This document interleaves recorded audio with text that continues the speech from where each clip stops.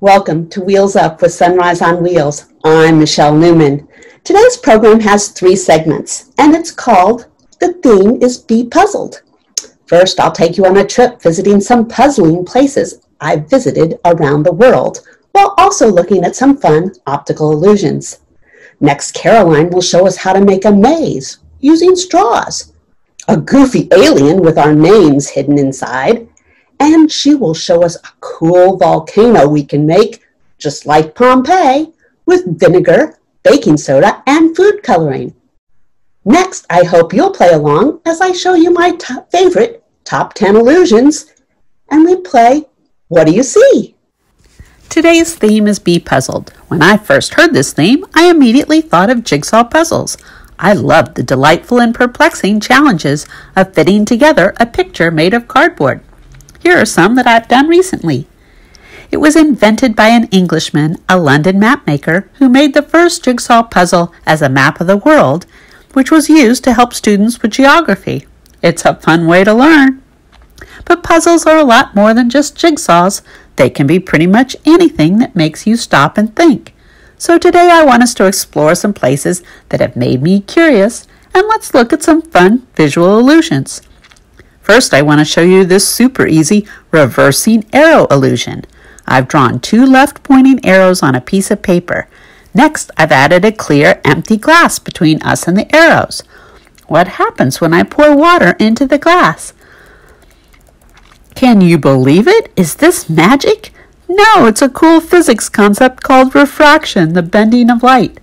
When the arrow is behind the glass and the water is poured, it looks like it reversed itself. When light passes from one material to another, it bends or refracts.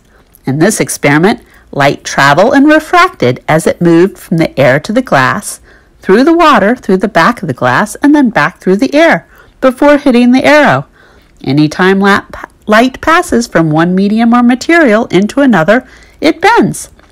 Now, bending or refracting alone doesn't explain why the arrow reverses. The glass of water is acting like a magnifying glass. So when the light passes through, it bends towards the center.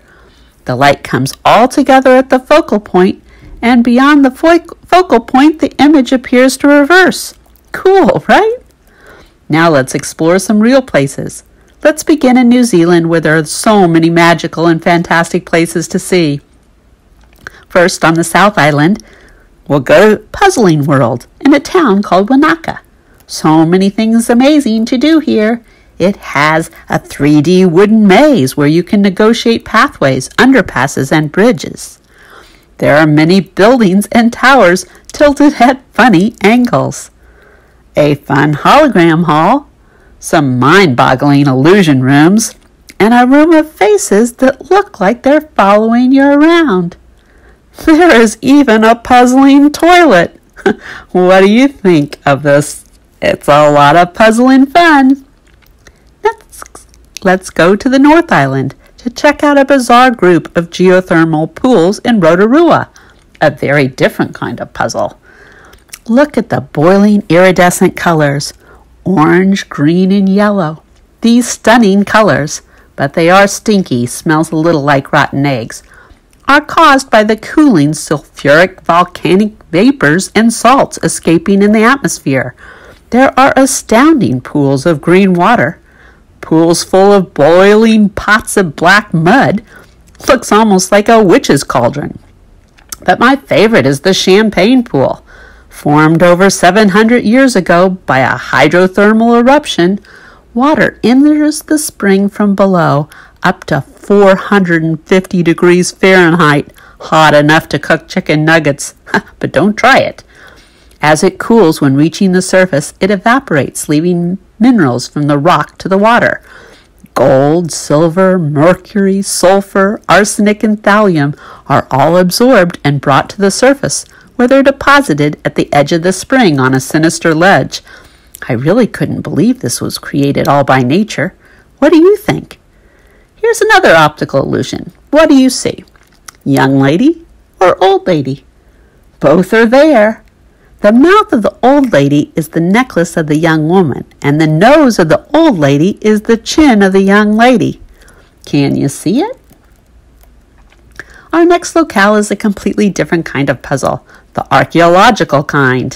An archaeologist studies history through digging through areas to analyze artifacts and other physical remains. Let's travel to Italy to see the most famous archaeological site in the world, Pompeii.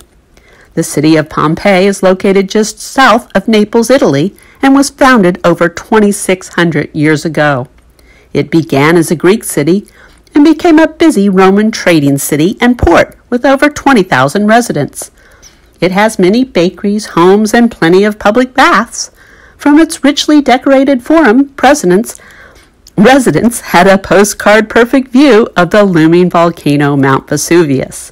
But on a fateful day, August 24th, 79, not 1979, but the year 79, everything changed. At about 1 p.m., Vesuvius erupted, sending ash and dust 12 miles into the sky for hours.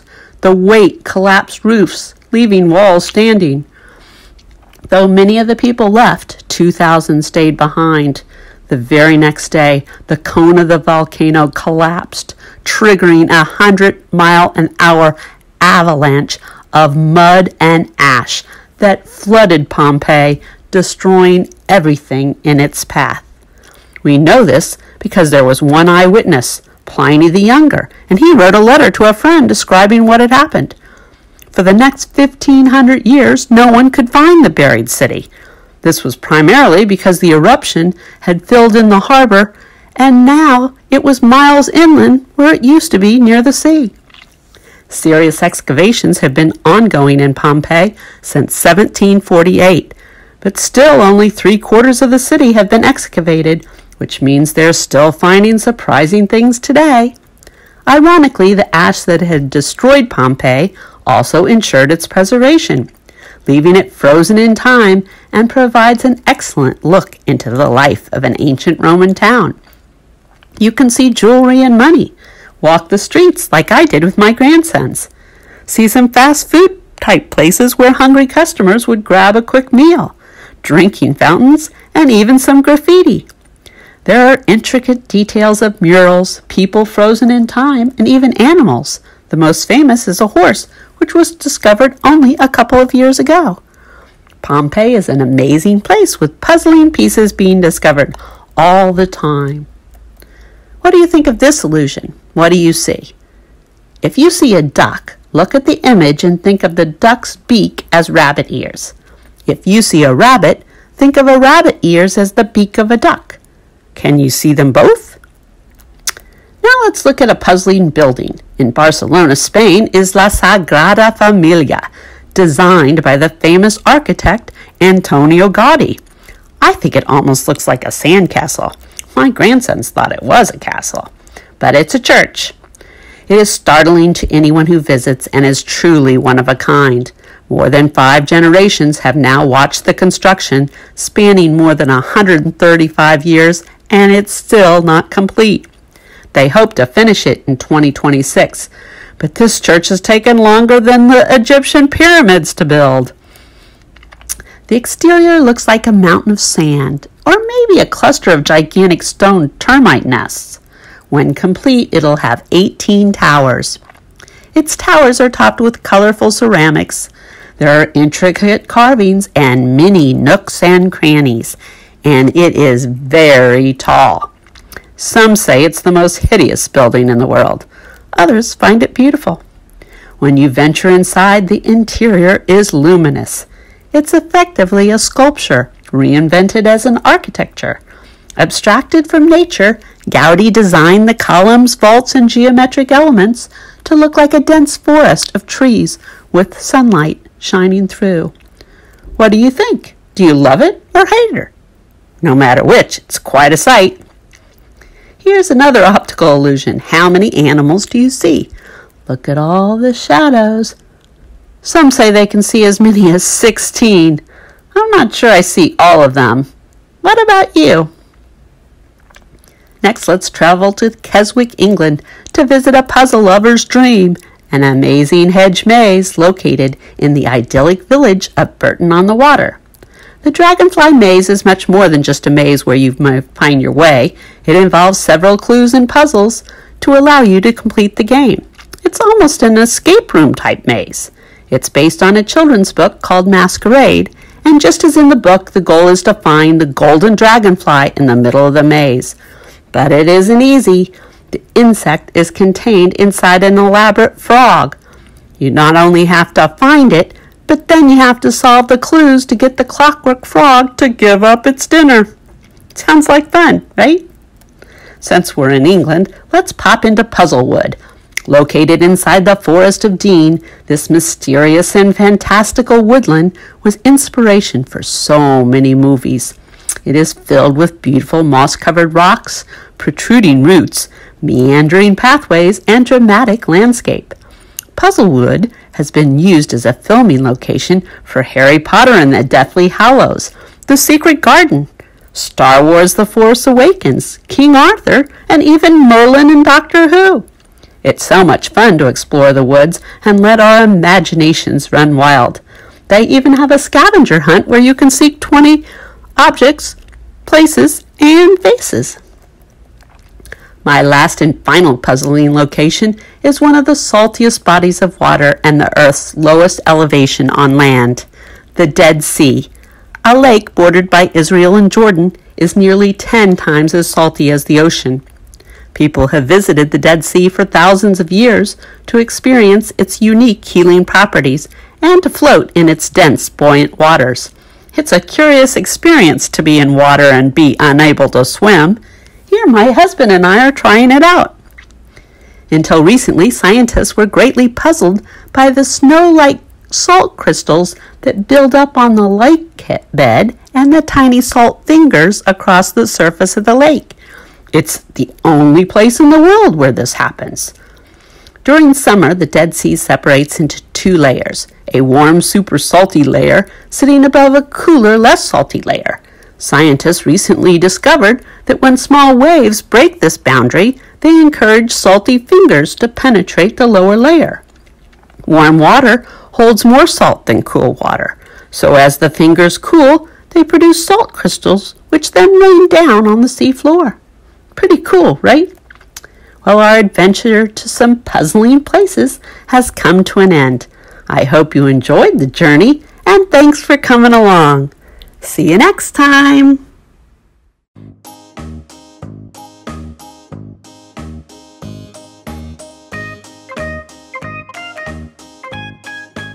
Hi, my name is Caroline, and I'm so excited to do another craft with you today.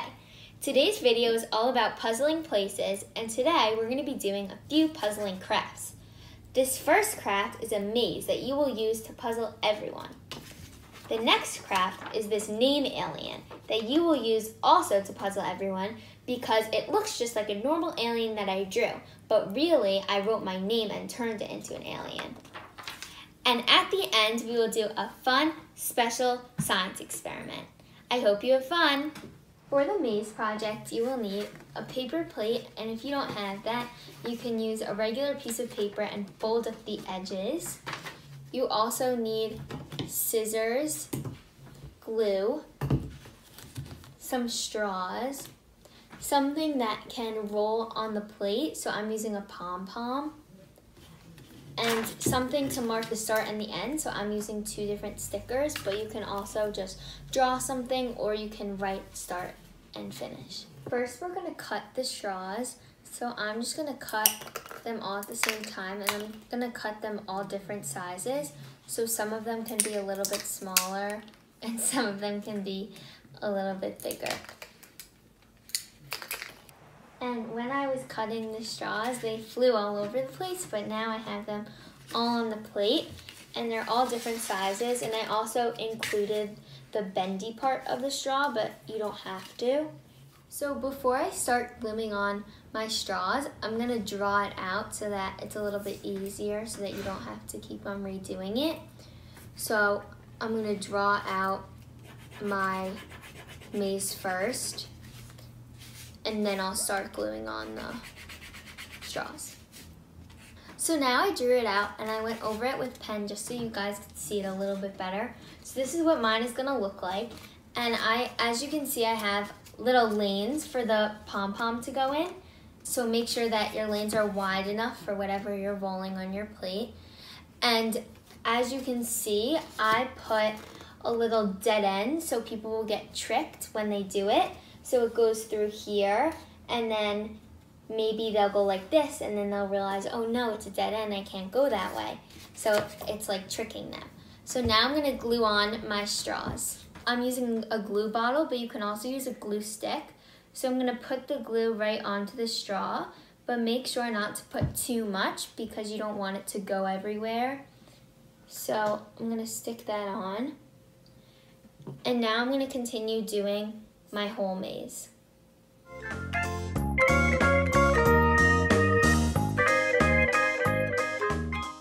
So now that I have all my straws glued on, I'm gonna decorate my plate, and this as the start and the finish. So I'm gonna put a star sticker in the beginning and a smiley face at the end.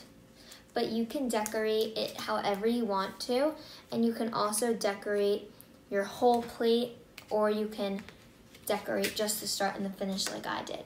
So this is what my maze looks like, and now I'm gonna try it out with my pom-pom.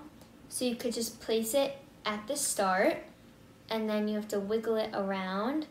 See, mine got stuck in my dead end, so now I have to move it so that it gets to the end. And I got it to the end.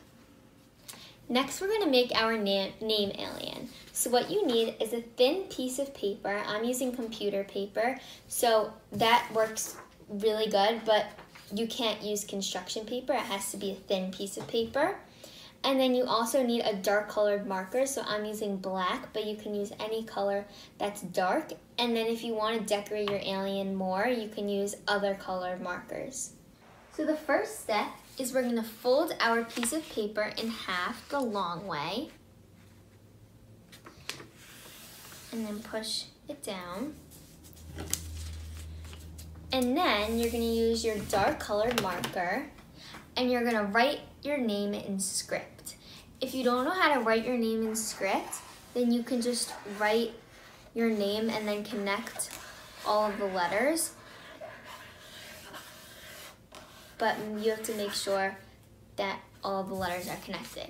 So now that I wrote my name in script, we're gonna open it up, and then we're gonna fold it the other way. And then, if you push down on the paper, you can see where you wrote your name, and we're gonna copy it. So that's the reason why you need a dark colored marker, because if you wrote it in pencil or something that wasn't dark, then you wouldn't be able to see your name afterwards. So just trace it.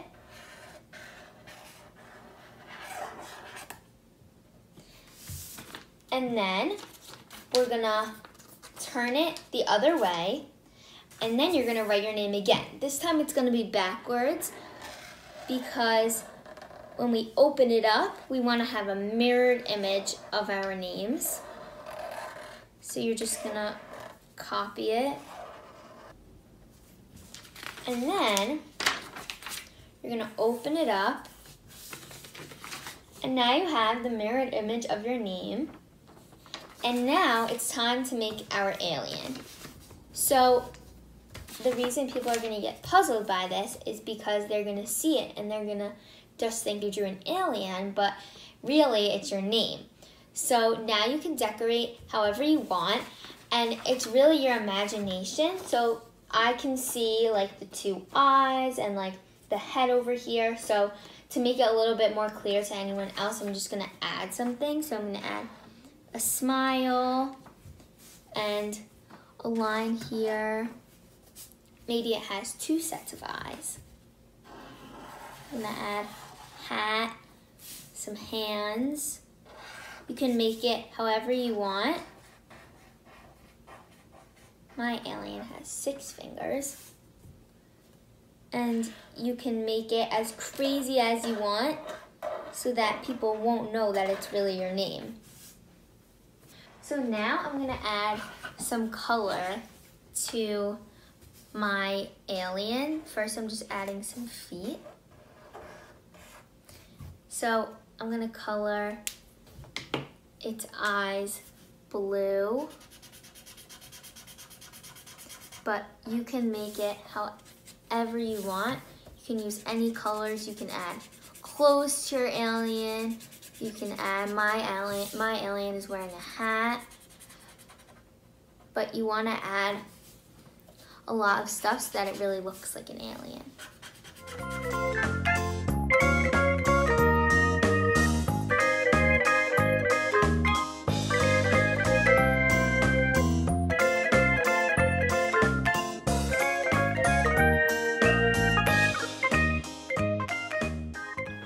So this is my finished alien, and as you can see, it has 4 eyes. It's holding a balloon, an ice cream, and it has 2 different shoes on, and it's sticking its tongue out, and it has a hat. So, and it doesn't look like my name at all, so you can really trick people, and you want to turn everything into something else. So as you can see, I had my eyes, I had dots on them, but I added it into a balloon and the ice cream. So I hope you have fun tricking people and making your own alien. Now we're going to do a really cool science experiment. In the video, you saw that in Pompeii, a volcano erupted, and I find it really cool and puzzling that you could still walk through the city today. So we're going to do a science experiment that is a volcano that erupts. So what you need is baking soda, vinegar, a cup to put everything in, and I'm using this because it's tall and it's clear so you guys can see it a little bit better, but it doesn't have to be clear. And I'm putting it in this so that when the volcano erupts, it doesn't get everywhere. And I'm also using food coloring so that it looks really cool and you guys can see it better, but if you don't have food coloring, that's okay. So first, we're gonna put a little bit of baking soda into my cup. And you want to put about that much. And then I'm going to mix my food coloring with my vinegar. There we go. Now I'm going to mix it. Now it's red, like a volcano.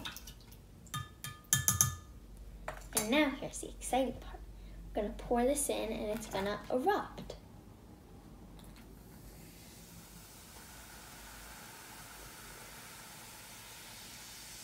And you can keep on doing this until you run out.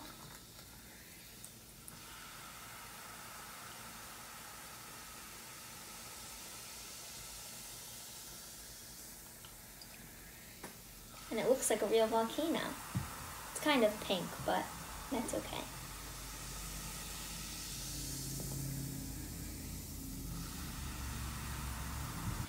I hope you had fun doing these crafts and experiment with me. Bye!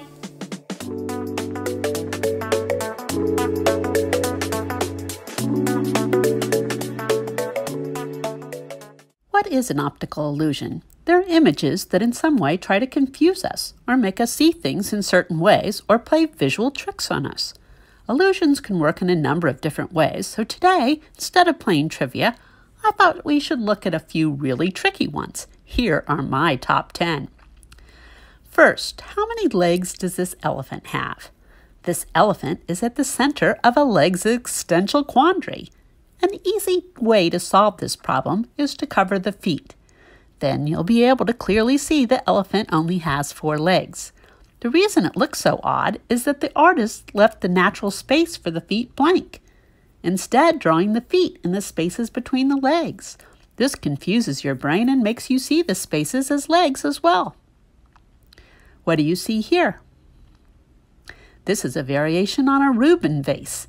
If you focus on the black sections, you'll see 2 faces looking at each other.